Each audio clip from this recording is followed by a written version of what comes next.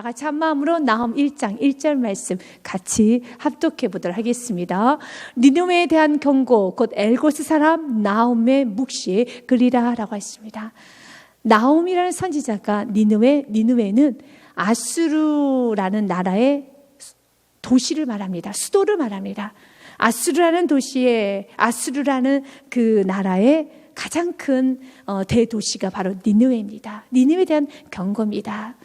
니느웨는 너무 악한 나라였습니다. 잔인했습니다. 포악했습니다. 그들의 잔인함은 혀를 내둘 정도였었습니다. 그런데 하나님께서는 언제까지나 그들의 악을 하나님이 묵과하시는 것이 아니라 반드시 하나님은 심판하여 주십니다. 하나님의 심판은 있습니다. 하나님께서는 하나님 앞에 대적하는 자, 오늘 말씀에 이렇게 되어 있지 않습니까? 2절 말씀이면 정확하게 하나님 말합니다. 나는 어떠한 자를 심판하시는가? 어떠한 자를 향해서 진노하시는가? 하나님은 이렇게 말합니다. 여호와는 질투하시며 보복하신 하나님이시라. 갚으시고 신원하신 하나님이시라. 여호와는 보복하시며 진노하시되 자기를 거스르는 자에게 여호와는 보복하시며 자기를 대적하는 자에게 진노를 품으시며, 하나님께서 보복하시고 하나님께서 진노하는 사람은 두 부류의 사람입니다. 첫 번째로는요, 자기를 거스른 자. 두 번째로는 자기를 대적하는 자. 하나님께 등을 돌린 자를 하나님은 보복하십니다. 또 하나님께 여러분 대적하는 자를 하나님은 보복하십니다. 하나님은 하나님께 등을 돌리면서 하나님께 대적하면서 하나님을 업신여기고 하나님 만으로 여기는 그 사람을 하나님께서는 반드시 심판하셔요. 그래서 우리 삶에 겸손이 있어야 되는 겁니다. 하나님께 등을 돌리면 안 되는 겁니다. 여러분이 하나님께 등을 돌리지 않고 하나님 앞에 엎드릴 수 있는 교우들이라면 가장 큰 복을 받은 거예요. 세상의 사람들은 하나님께 등을 돌려요. 거칠게 말합니다. 대적을 합니다. 거스릅니다. 그런데 그 하나님께서 지금 당장 하늘에서 날벼락도 치시고 천둥 번개도 치셔야 되는데 그 날벼락도 천둥 번개도 치시지 않으시기 때문에 그날도 용감하게 죄를 짓습니다. 전도서의 말씀에도 8장 11절에 이렇게 되어 있습니다. 악한 일에 관한 징벌이 속히 이루어지지 않으면 그들이 용감하게 죄를 짓는다는 말씀이 있습니다. 악한 일에 관한 징벌이 속히 실행되지 아니하므로 인생들이 악을 행하는데 마음이 담대하도다. 즉각 하나님께서 번개를 치시거나 즉각 하나님께서 하나님 앞에 거스르는 말을 하며 하나님께 등을 돌리면 그 입을, 그 등을 하나님께서 굽어뜨리거나 아니면 그 입을 여러분 돌아가게 하거나 여러 가지를 하게 되면 인간의 악이 더 줄어들 수도 있겠지. 그러나 하나님은 기다리십니다. 오늘 니느웨 백성을 100년간 기다리십니다. 성경에서 보면 니느웨에 관한 메시지를 전했던 선지자가 두 선지자가 있습니다. 요나 선지자, 오늘 나홈 선지자입니다. 요나 선지자가 BC 760년도에 이제 니느웨를 향해서 말씀을 선포했습니다. 그 당시 때 그 니느웨 백성들도 너무 악했었습니다. 그래서 요나 선지자가 니느웨에 가서 복음을 전하기 싫었던 거예요. 하나님의 그 심판의 메시지를 전하기 싫어서 요나가 어디로 도망갑니까? 다시스로 도망갔죠. 그가 왜 다시스로 도망갔을까요? 여러분, 그가 순종하는 줄을 알죠. 그럼에도 불구하고 니느웨만 생각하면 고개가 정말 온몸이 사시나무처럼 떨리고 고개를 설레설레 흔들고 싶은 거예요. 그만큼 니느웨는 악독이 컸습니다. 그들은 시체놀이를 좋아했어요. 그러니까 시체를 놀이하는 걸 즐겨했었어요. 사람 죽이는 걸 즐겨했었어요. 잔인했습니다. 그들은 신이라는 게 없었습니다. 약속을 해놓고도 금방 그들은 바꿔서 사람을 공격하고, 그러면서 그 당시 때 이 아수르 나라는 신흥 국가였었어요. 그런데 그 아수르가 세계 전체를 다 제패할 정도로 굉장히 크게 여러분 정복을 하고 있었습니다. 그래서 그들의 교만은 하늘 끝을 찌르고 있습니다. 포악도 너무 심합니다. 그리고 여러분 정복한 국가들을 향해서 너무 많은 큰 악들을 했어요. 특별히 잔인했습니다. 말도 다 할 수 없는 잔인함이 있었어요. 그래서 요나가 니느웨 가서 심판의 메시지, 혹시 그들이 회개해서 돌이키면은 나는 그건 정말 싫어. 저렇게 잔인한 니느웨 백성들 시체놀이를 즐겨하고 학대하고 지나칠 정도로 악을 부렸던 저 니느웨 백성들이 돌아온 건 난 정말 싫어. 그래서 그가 하나님이 원하시는 말씀에 불순종해서 다시스로 도망가죠. 그러나 하나님의 다시 부르신 가운데 느느웨에 가서 선포를 합니다. 그 사건이 100년 전의 사건이에요. 그래서 하나님의 그 심판의 메시지를 듣고 성경 말씀 요나서 3장 4절부터 5절 말씀은 그들이 그 말씀 듣고 은혜입니다. 회개를 해요. 이건 전적인 하나님의 은혜예요.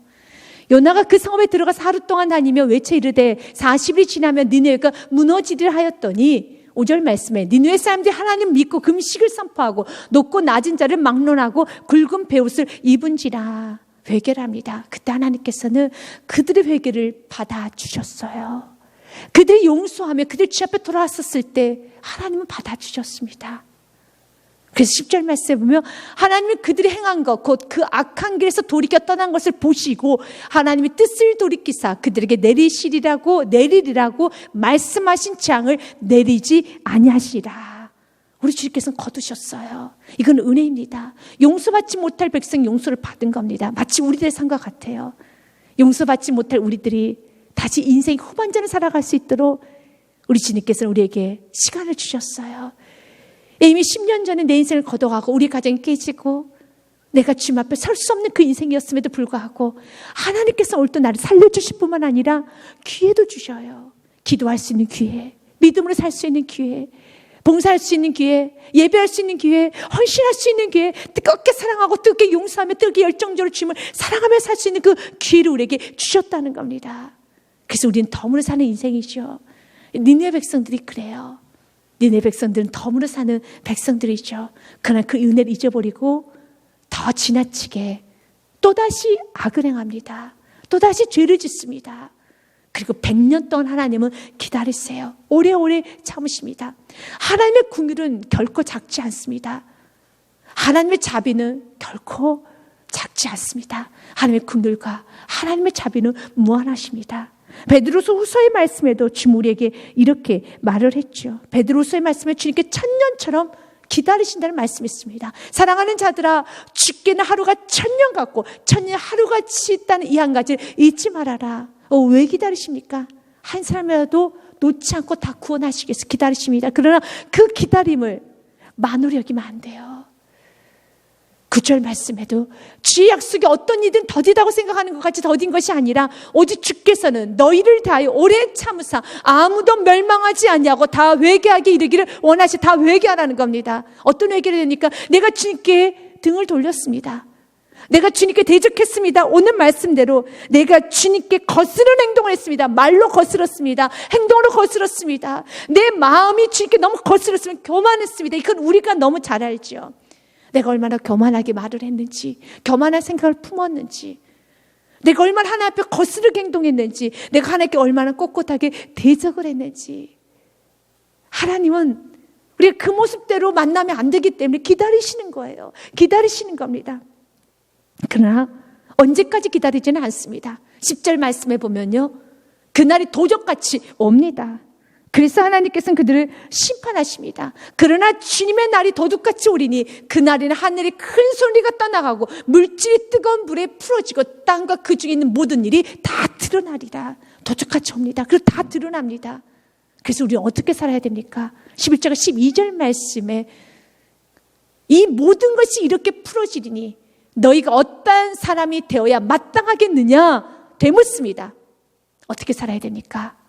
거룩한 행실과 경건함으로 12절 말씀에 하나님의 날이 임하기를 바라보고 간절히 사모하라.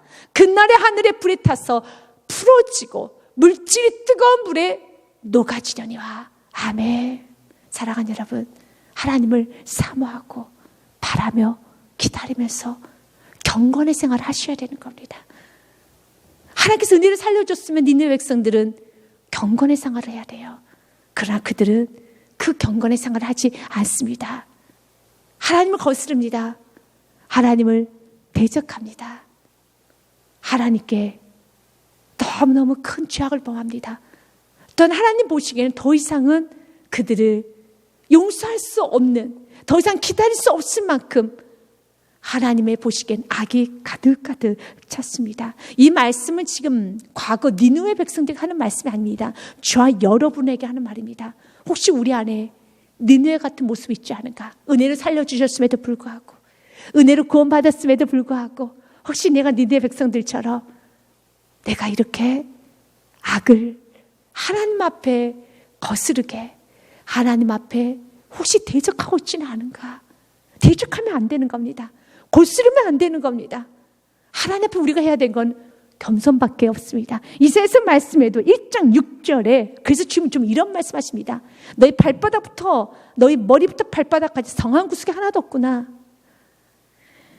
발바닥에서 머리까지 상한 구석이 것이 없고 상한 것과 터진 것과 새로 맞은 흔적뿐이거늘 그것을 짜며 싸매며 기름으로 부드럽게 함을 받지 못하였도다. 온갖 죄로 인한 상처투성이라는 겁니다. 지금 여러분의 모습은 어떻습니까? 여러분 그 죄로 인한 상처가 혹시 많지는 않습니까? 그 죄로 인한 상처가 때로는 욕심으로, 집착으로, 이기심으로, 분노로, 불평으로, 불만으로, 의심으로, 부정적인 생각으로 바뀌어져 가고 있다라면 다시 한번 십자가 앞으로 돌아가십시오. 내가 어디서 구원받았는지를 기억하면 됩니다. 우리가 어디서 구원받는지 그 기억만 하면 내 안에는 넘치는 감사가 쏟아요. 내 안에 은혜가 회복되기 시작합니다. 부정적인 생각, 피의식, 의심, 시기, 질투, 여러분 분노 그런 거 없어요. 왜냐하면 내 인생이 덤으로 시작되는 거. 내가 지금 니느웨 백성 100년 전에 니느웨 백성들처럼 이미 그때 심판을 받고 끝났어야 되는 인생인데 하나님께 살려주신 거예요.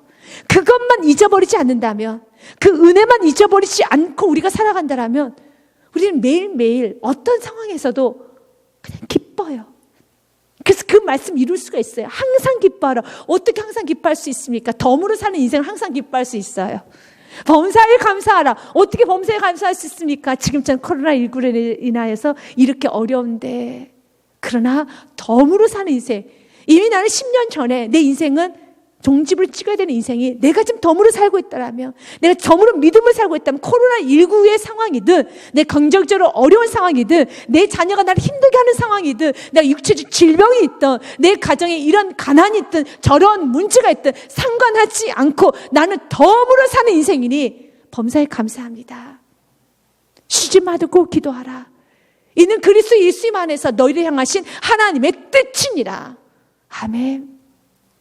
그래서 은혜를 잊어버리면 안 되는 것입니다. 하나님께서는 대적하는, 거스르는 그 니느웨 성을 향해서 하나님께서는 이렇게 말씀합니다. 3절 말씀에 여호와는 노하기를 더디하시며 권능이 크시며 벌받을 자를 결코 내버려 두지 아니하시느니라. 여호와의 길은 회오리 바람과 광풍이 있고 구름은 그의 발에 티끌이로다. 아멘. 하나님은 공의로우시기 때문에, 또한 하나님은 사랑이시기 때문에 언제까지 하나님은 벌받을 자를 결코 내버려 두지 않아요. 언제까지 못 가지 않습니다. 언제까지 교만과 거만으로 춤을 추도록 하나님 내버려 두지 않습니다. 이것은 어떤 면에서 우리에게는 은혜가 된 말씀이죠. 나를 그냥 방치했다면 교만의 끝은 패망이거든요. 그러니까 패망의 길을 가지 않도록 하나님께서는 처리하세요. 이건 우리 편에서 보면 이것도 은혜인 겁니다. 하나님의 심판의 메시지도 내가 살아있다라면 그 심판의 메시지를 들을 수 있는 것도 은혜예요. 내가 뭔가 심판을 받았고 내가 살아있을 때 심판을 받는 것도 그것도 은혜인 겁니다. 하나님 내게 주신 마지막 기회죠. 돌아오라는 마지막 메시지라는 겁니다. 돌아오면 되는 겁니다. 주님께서는 오늘 말합니다. 여호와는 노하기를 더디하신 분이시란다. 일단 권능이 너무 크셔서 노하기를 더디하시기 때문에 벌받을 자를 결코 내버려 두지 않냐고 벌을 주신다는 겁니다. 그냥 내버려 둬서 지옥불로 가도록 끝내버리신 것이 아니라 어떻게 해서든지 진노를 하셔더라도 하나님께서는 회복시킬 자, 돌이킬 자를 돌이켜요. 그러나 오늘 니느웨 백성들에게는 하나님 그 세컨 찬스를 주지 않습니다. 그래서 저와 여러분에게 하나님께서 오늘도 기회를 주셨더라면 그 기회는 믿는 자녀들에게만 주는 거예요. 하나님은 당신의 자녀들에게만 끝까지 기회를 주십니다. 돌아올 수 있는 기회. 때로는 말씀을 통해서도 기회를, 환경을 통해서라도, 어떤 때로는 아주 무섭게 하나님께서 좀 낮춤을 당하게 하죠. 마치 북이스라엘을 아수르에 끌려가게 하시고요, 남유다를 바벨론에 끌려가게 함으로써 하나님께서 무섭게 낮추시면서라도 하나님 돌아오고 계시죠. 그건 너무 큰 축복이에요. 하나님께서 버리지 않았던 축복인 겁니다. 하나님께서 버리면 우리는 이제 끝나는 것입니다. 하나님 말합니다. 하나님께서는 벌받을 자를 결코 내버려 두지 아니하시고 버려주시겠답니다. 무섭게 벌 내리십니다. 여호와의 기름 회오리 바람과 광풍에 있고 구름은 그의 발에 티끌이로다. 그럼 이런 말씀을 들으면 우리는 어떤 반응이 나와야 될까요? 우리 4절 말씀까지 같이 보고 우리 한번 보겠습니다. 그는 바다를 꾸짖으시고 그것도 말리시며 일단 모든 강을 말리시나니 바산과 갈멜이 쇠하며 레바논 꽃이 시드노다. 바산과 갈멜은 목축하기 가장 좋은 땅을 바산과 갈멜이라고 합니다. 목축하기 가장 좋은 땅. 그렇게 좋고 윤기가 흐르는 그 땅이 황폐해져 버려요. 황폐해집니다. 그렇게 푸르렀던 그 땅이, 그 목초지가 황폐해져요. 레바논 꽃이, 여러분 만발했던 그 꽃이 무너집니다. 그렇게 괜찮았던 가정이 한 번 무너지기 시작하면은 이렇게 일어날 수 없어요. 이게 하나님의 방법인 겁니다. 그러면 이런 3절과 4절 말씀, 여러분 3절에 여호와의 기름 회오리 바람과 광풍에 있고 구름은 그의 발에 티끌이로다. 여러분 구름이, 그 커다란 구름이 하나님의 발 앞에서는 티끌, 먼지라는 거예요. 그 작은 먼지와 같은 게 바로 그 구름이에요. 인간은 구름을 맞닥뜨리면 여러분 인간은 감당 못하죠. 그런데 하나님의 발 앞에서는 그 구름이 티끌이라는 겁니다. 그러면 이런 말씀을 들으면 우리는 어떻게 됩니까? 하나님 앞에 어떤 반응을 보여야 될까요? 벌벌 떨어야지요. 이런 큰 재난 앞에서는, 죄 앞에서는 벌벌 떨어야 됩니다. 근데 우리가 잘할 겁니다. 이런 재난과 지혜 앞에서 벌벌 떨면서 하나님을 찾는 것이 아니라 인간은 어떻습니까? 인간에게서의 장점이기도 하지만 최고의 단점, 적응 능력이 너무 빠르다는 거예요. 거기서 살아남으려고 뭔가를 준비를 한다는 거예요. 인간은 처음에는 무서워합니다. 사람이 죽어나가거나 아니면 이런 자연재해나 재난이 오면 마구마구 무서워서 흥분합니다. 또 그것이 또 오래되다 보면 거기서 또 적응하며 살아남는 사람들이 있어요.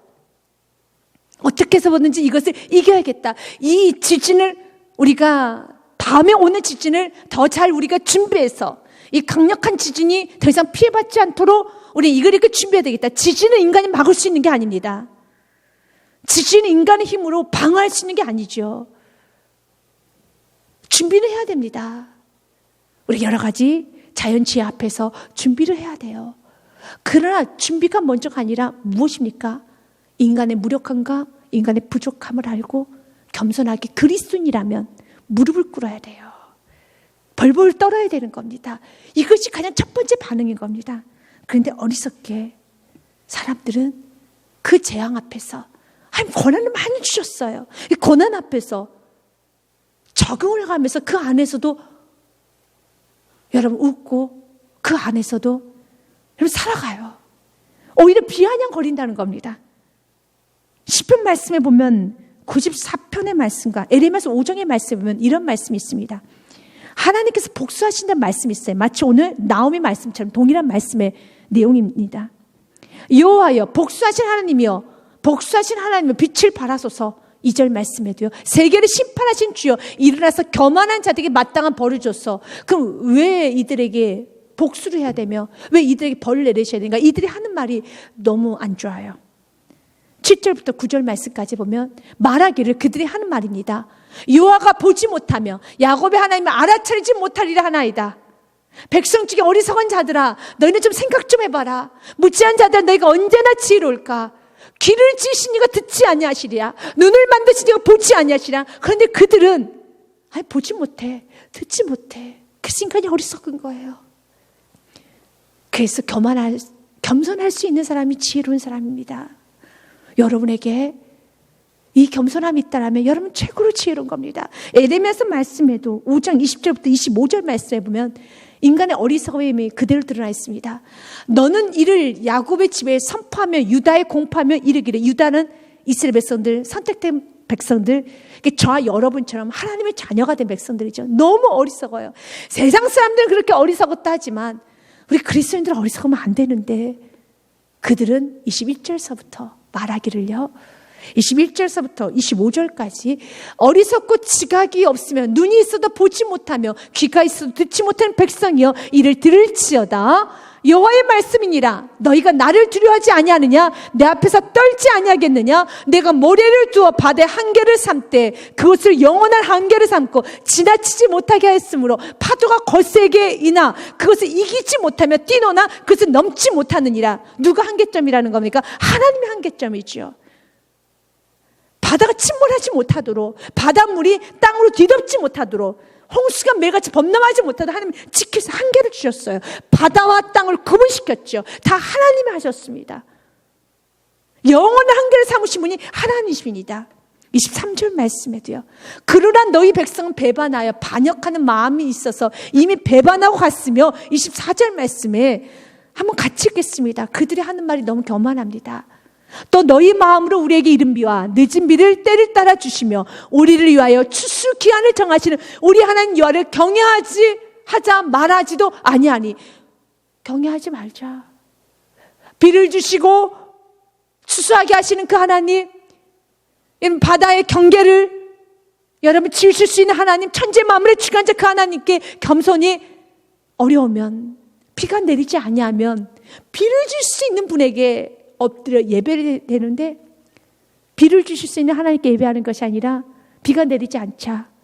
그래서 추수할 수 없게 되자. 지금 우리로 말하면은 물질이 좀 어렵게 되거나 아니면 좀 문제가 생기면 문제를 해결해 줄 수 있는 유일한 구원자이신 예수 그리스도께 먼저 엎드려서 기도를 해야 되는데, 엎드려서 기도를 하지 않는 것이 아니라 사람을 먼저 찾아다니고 인간적인 방법을 계산하고 자기 혈기를 의지하고 자기 생각을 의지하고 분주하게 움직이는 거.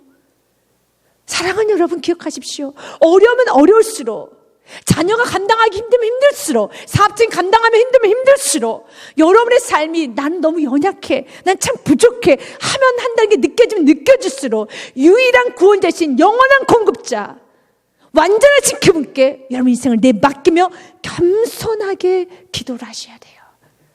그분께 도움을 청하셔야 됩니다. 그분께 등을 돌리는 것이 아니라 그분에게 예쁜 말을 하셔야 돼요. 그분께 감사의 언어를 하셔야 돼요. 그분께 여러분 긍휼을 받을 수 있는 고백과 주님께 긍휼히 여길 수 있는 그런 행동을 하시는 게 진짜 지혜롭지 않을까요? 그런데 긍휼을 얻지 못할 말만 합니다. 때를 따라 주시는 그 하나님을 향해서, 추수 기한을 정하시는 그 하나님을 향하여서 그들은 말하기를 우리 여호와를 경외하자 말하지도 아니하니. 경외하지 말자. 그렇게 경외하자 말하지도 아니하니. 하나님 그러면 어떡할까? 좋은 걸 거둬가세요. 좋은 걸 줄 수가 없어요. 사랑하는 여러분, 여러분의 삶 날마다 좋은 것이 공급되기 원합니까? 좋은 것이 있기 원합니까? 그러면 여호와를 경외하셔야 돼요. 세상에게 예쁜 말을 하며 세상에 머리를 조아리고 무릎을 꿇고 세상에 움직이는 것이 아니라 정말 하나님께 예쁜 말을 해보십시오. 믿음의 말을 해보십시오. 하나님께 감사의 언어를 해보십시오. 하나님께 사랑한다고 고백을 하시고 하나님 도와주십시오. 어린아이처럼 마치 자녀가 부모님께 나 힘들어요. 나 지금 친구들 때문에 힘든데 나 좀 도와주세요.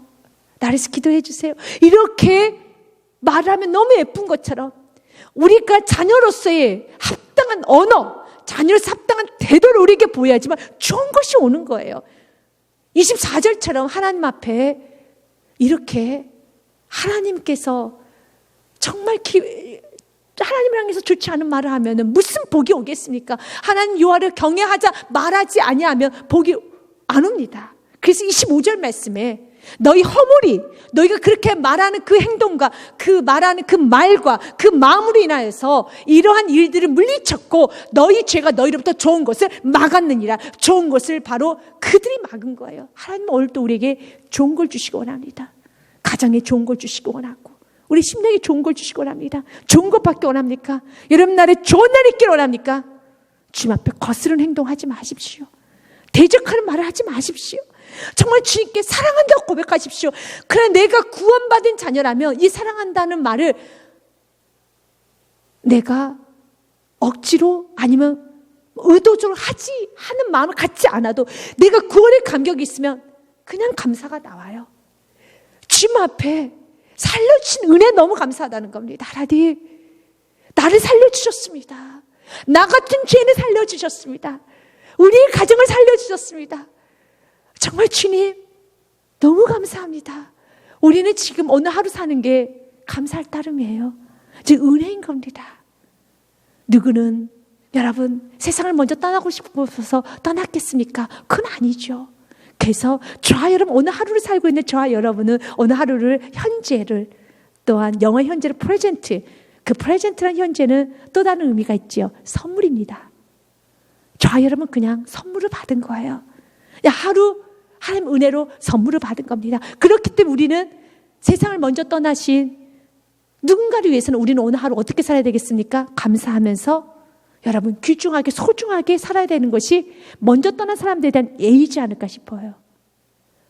또한 하나님께서 우리에게 믿고 맡기고 오늘 하루를 프레젠트 선물로 주셨다면, 현재라는 선물로 주셨다면 오늘 하루를 감사해야죠. 주님 앞에 바른 말을 하고 살아야 되는 겁니다.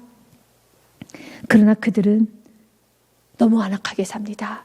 하나님께 무섭게 하나님은 지금 말리시고 바다를 꾸짖으시고 이런 무서운 하나님을 그들에게 보여줬음에도 불구하고 5절 말씀에도요, 하나님 무섭게 그들에게 심판하시는 말씀이 있습니다.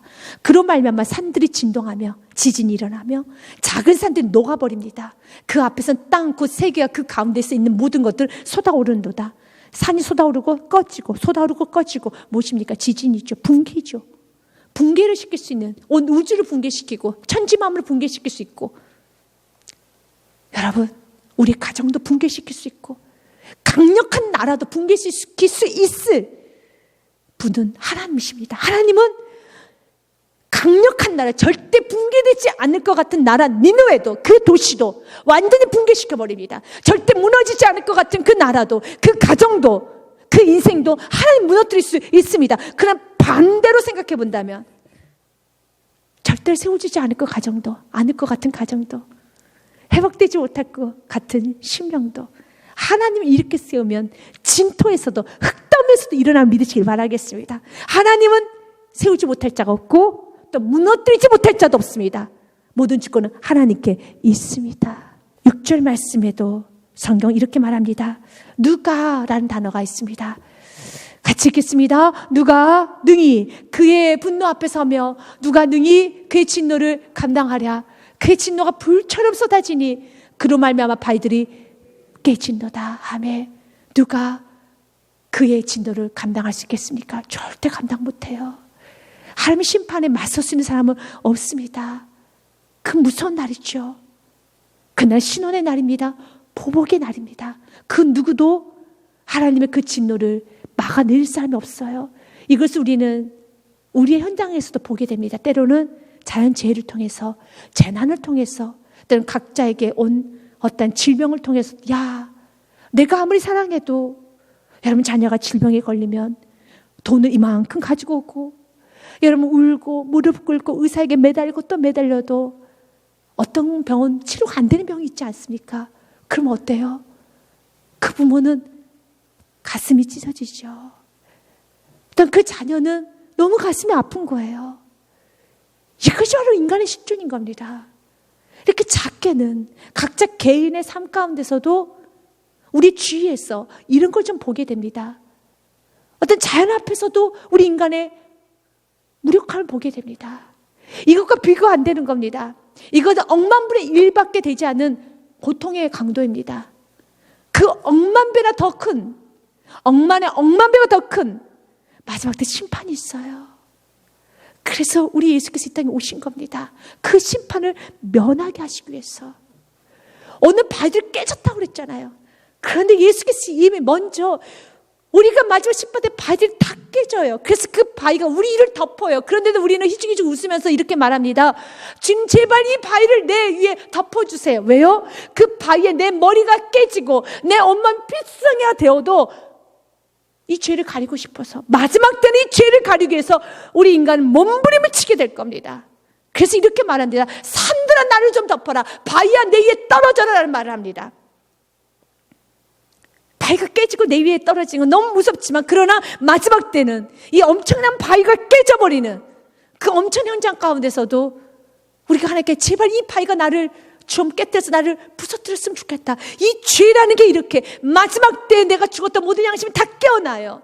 내가 살았던 모든 죄들 다 살아나서 나를 향해서 그 죄가 직시하고 있을 때, 나를 향해서 그 죄가 나를 바라보면서 나를 향해서 달려올 때, 나의 믿음 없었던 시간, 나의 거짓된 시간, 나의 모든 것이 나에게 해서 달려올 때 인간은 어떨까요? 이것은 다 말로 할 수 없는 거예요. 그래서 산들아 나를 덮으라라는 말이 있는 겁니다. 이렇게 바위가 깨져요. 그런데 이 바위들이 깨지는 그 마지막 심판 때 이루어져야 될 그 날을 이미 예수님께서 먼저 경험하셨습니다. 이미 예수님 바위를 깨트려 버리셨어요. 성경 마태복음 27장 말씀에 보면 이렇게 되어 있어요. 50절과 51절 말씀에 예수님이 십자가를 지셨죠. 누구 때문에요? 우리 죄 때문에, 나의 죄 때문에 예수님 십자가에서 지셔서 예수님은 채찍질을 당하셨고 찌르셨고 물과 피를 다 쏟으셨어요. 그리고 완전히 죽으셨습니다. 마지막 죽기 전에 예수님께서는 다 이루었다, 마지막 메시지하고 예수님 숨을 거두세요.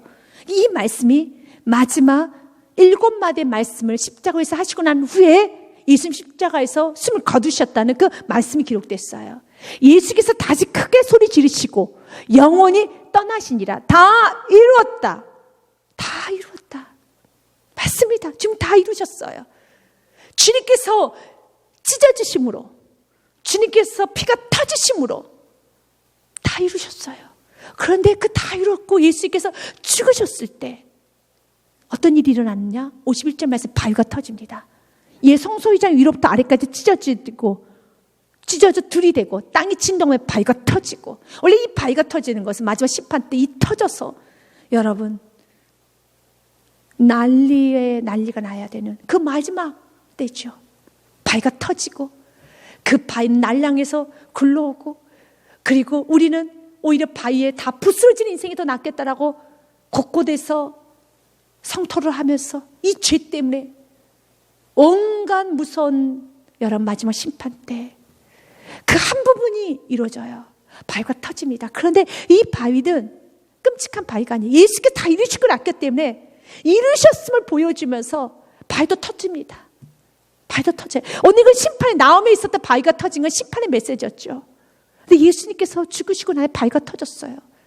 이미 예수님께서는 내가 터져야 되고, 내 심장이 터지고, 내가 산산조각이 나야 되고, 내가 다 부서져야 되고, 내 가정이 깨져야 되고, 내 인생이 깨져야 되고, 내가 지옥 가야 되고, 내가 영원히 지옥에서 영생해야 되는 그 인생을 우리 예수님께서 나를 대신해서 죽으시고, 이 지독한 죄, 영원히 해결할 수 없는 그 죄 문제, 해결할 수 없는 그 죄 문제를 예수님께서 해결해 주심으로써 우리가 회복이 된 거예요.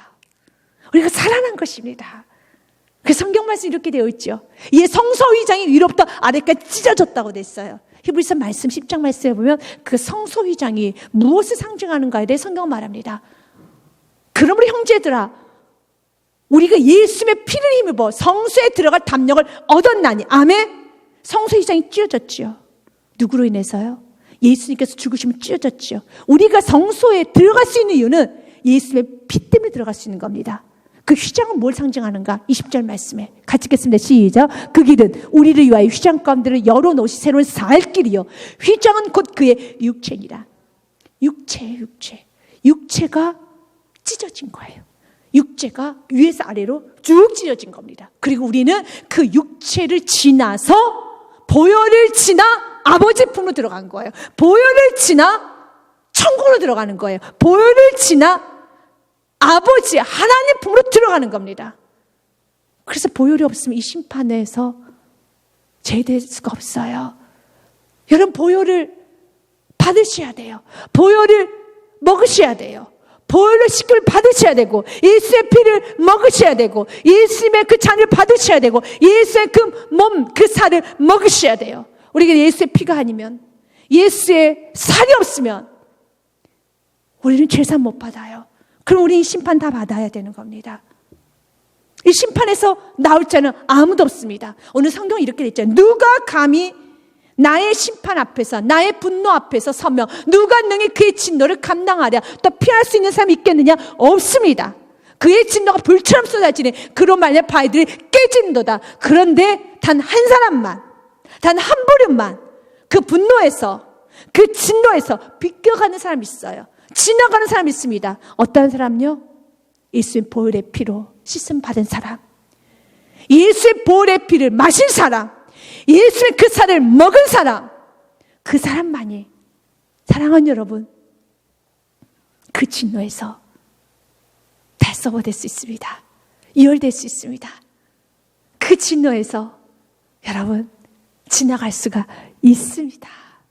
우리 주님은 우리가 마지막 때도 그 보혈의 피에 힘입어서 우리가 천국문 들어가기를, 그 축복을 받기를 우리 주님은 원하지만, 우리 주님께서는 마지막 때만 그 보혈의 피로 인해서 천국문에 들어가는 것이 아니라 이 땅에서 지금 우리의 삶 현장에서도 날마다 지옥 같은 어떤 문제가 올 때, 이런 니느웨 같은 문제가 있을 때, 여러 가지 정말 힘든 상황이 있을 때 보혈의 피를 붙들고 천국문이 열리는 축복이 있기를 원합니다. 여러분 가정에 천국문이 열리기를 원합니다. 여러분 인생에 천국문을 여셔야 됩니다. 여러분이 가는 곳마다 천국문을 여셔야 되는 겁니다. 천국의 문은 보혈의 피밖에 없어요. 보혈의 피만이 천국문을 열 수 있어요. 보혈의 피만이 여러분 천국 들어갈 수 있는 유일한 길입니다. 오늘 성경 그 답을 이렇게 표현합니다. 주께 피하는 자가 모든 진노에서, 모든 보복에서, 모든 심판에서 면하게 될 것이라고 말씀하고 있습니다. 그래서 7절 말씀에는 여호와는 선하시며 환난 날의 산성이시라. 그는 자기에게 피하는 자들을 아시느니라. 주님 알고 있습니다. 누가 나에게 피하고 누가 날 향해서 등을 돌리고 도망가고 있는지 여러분 마음이 주님께 오셔야 돼요. 마음이 주님께 오셔야 되는 것입니다. 요엘서 2장 13절 말씀에 그래서 이렇게 말합니다. 너희들 옷을 찢지 말아라. 이제는 소리만 크게 내지 말고 마음을 찢으라는 겁니다. 요엘서 2장 13절 말씀에 너희는 옷을 찢지 말고 마음을 찢고 너희 하나님 여호와께로 돌아올지어다. 그는 은혜로우시며 자비로우시며 노하기를 더디하시며 인애가 크시사 뜻을 돌이켜 재앙을 내리지 아니하시다니. 아멘. 마음을 찢어야 돼요. 이렇게 주님 아세요. 여러분 우리를 만드시고 우리의 패부를 아시는 그 주님께서, 우리 심령 감찰하신 그 주님께서 우리가 마음이 주님께 피하지 않고 여전히 우리가 세상을 향해서 피하려고 하고 그냥 세상에 얹혀 살려고 하고 그냥 세상에 엎드려서 그냥 세상에서 같이 여러분 타협하며 살려고 하는 그 마음이 있다면 주님 왜 모르시겠어요? 아십니다. 그럼 주님의 도움을 받을 수가 없어요. 오늘 성경은 이렇게 말합니다. 2장 7절에 여호와는 선하시고 또한 환난 날에 산성시라. 그는 자기에게 피하는 자들을 아시느니라. 주님 아십니다. 자기께 누가 피하고 있는지, 누가 자기의 도움을 얻으려고 하는지, 누가 주님밖에만 눈에 안 보이고 주님만을 원하는지, 우리 모든 세명 교우님들은 주님만을 원합시다. 주님께만 피합시다. 주님만을 뜨겁게 원하시고 난 주님만을 뜨겁게 원합니다. 여호와께 피하는 자 하나님 지켜주시고 친히 보호해 주시고 오늘 말씀처럼요 친 주님께서는 산성이 되어주십니다. 그리고 산성만 되어주신 것이 아니라 주께 피하며 주님께서 해결하여 주십니다. 이것이 8절 말씀입니다. 같이 읽습니다. 그가 범람하는 물로 그곳을 진멸하시고 자기의 대적들을 흑암으로 쫓아내시다. 아멘. 여러분 범람하는 물은 무섭죠. 그러나 그 범람하는 물이 하나님 손에 들려서 나를 축복해 주셔서 하나님께서 모든 환경과 자연 환경과 모든 것을 다 동원해서라도 내 주위 환경을 다 진멸시켜 준다라면 그건 너무 큰 축복이죠. 여러분 그 자연이 나를 향해서 재앙과 재난과 재해로 온다라면 우리는 감당이 안 되지만 반대로 자연 만물을까지도 다 동원해서 사람 피조물은 다 동원해서 하나님이 나를 괴롭히는 모든 걸 진멸하고 대적들을 흑암으로 쫓아내 주신다면 너무 큰 축복이죠. 하나님 오늘 여호와께 피하는 자에게 하나님 약속합니다. 그가 하나님이 범람하는 물로 그곳을 진멸해 주시겠다는 겁니다. 홍수로 쓸어내려버리게 하시겠다는 겁니다. 홍수를 다 모든 여러분 나를 힘들게 하는 모든 문제를 하나님께 싹 쓸어가 버리시겠다는 겁니다. 하나님 오늘도 이 축복을 주시길 원합니다. 이를 위해서 하나님께서는 우리에게 오늘 말씀합니다. 여호와께 등을 돌리지 마십시오. 여호와를 대적하지 마십시오. 이제 입술로만 주님께 피하는 것이 아니라 정말 주님께 피하십시오. 여러분 가장 먼저는 이 축복부터 줄 겁니다. 여러분의 마음은 평안해질 겁니다. 이사야서 말씀에 26장 3절과 4절 말씀에 지금 우리에게 이렇게 말합니다. 주께서 심지가 견고한 자를 평강하도록 지키시리니 이는 그가 주를 신뢰함이니라. 아멘. 4절 말씀에 같이 읽겠습니다. 너희는 여호와를 영원히 신뢰하라. 주 여호와는 영원한 반석이십니다. 아멘. 주 여호와를 영원히 신뢰하십시오. 영원히 신뢰하십시오. 그분이 여러분과 한 약속은 영원히 변하지 않습니다. 이사야서 54장 10절 말씀 읽고 오늘 모든 말씀 마무리하도록 하겠습니다. 이사야서 54장 10절 말씀 같이 한번 읽어보도록 하겠습니다. 산들이 떠나며 언덕들이 옮겨질지라도 나의 자비는 내게서 떠나지 아니하며 나의 화평의 언약은 흔들리지 아니하리라. 너를 긍휼히 여기시는 여호와께서 말씀하셨느니라. 아멘. 믿으십니까? 여러분 믿으십니까? 이 믿음을 갖고 승리하십시오.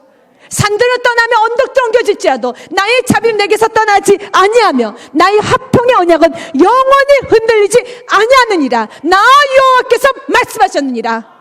그분이 약속합니다. 영원히 흔들리지 아니한다고요. 그러면 그 말씀 믿고 굳건하게 가고 담대하게 주께 등을 돌리고 주께 대적하고 주님께 거친 말을 쏟아내는 것이 아니라 또 마음이 떠나는 것이 아니라 정말 주 앞에 경외하는 말을, 겸손한 말을, 예쁜 말을 여러분 주님 앞에 정말 아름다운 신앙의 고백을 여러분이 함으로써 이 땅이 짧은 생애를 사는 동안에 정말 하나님 보시기에 너무 예쁘다, 너무 충성되다, 정말 너무 사랑스러운 내 딸, 내 아들들아, 우리의 흐르는 눈물을 주님께서 닦아주시고 우리의 술을 주님께 챙겨주시는 그 인생, 우리가 남은 생에 살아야 되는 인생입니다. 여러분 삶의 날마다 이 축복이 있으시길 주님 이름 축복 드립니다.